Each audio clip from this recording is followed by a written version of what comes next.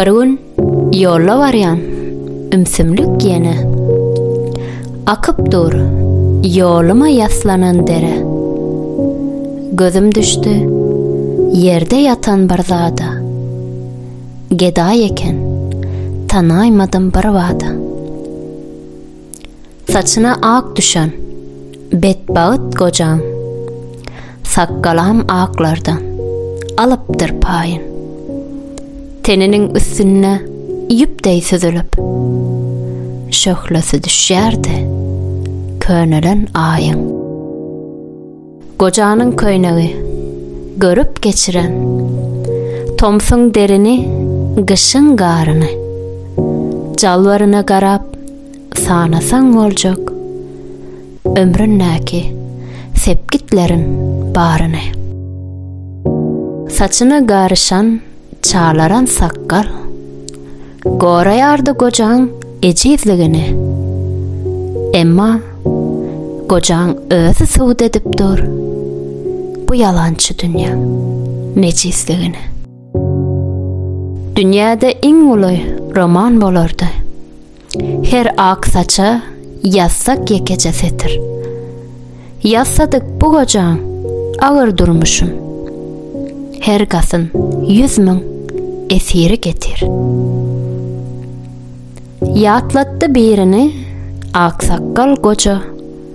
Yatlattı yılların yaşan gedayı.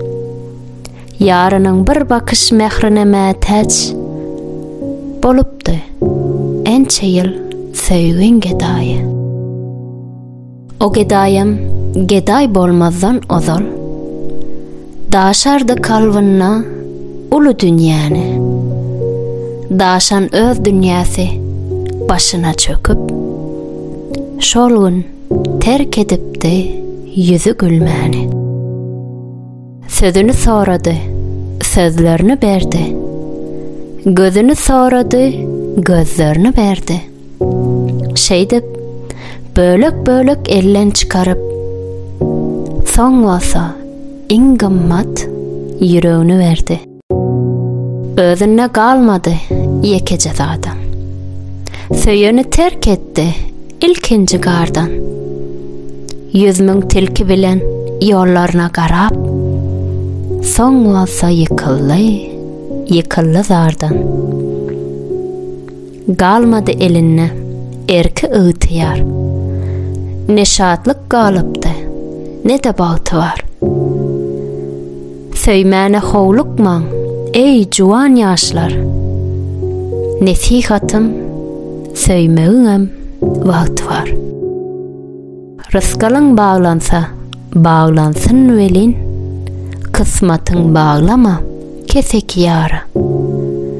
Özüňi kiçeldip össüren sevgin goýmasın kalwaňda bitmejek yara. Barun yolla varyan ümsümlük yene. Ümsümlügi yarıp goca ve dere. Yatlattı kalvımdaki gedayı ine. Yatlattı könülen duyguyumu yene. Peheyt gaynanınız bağlısız yere.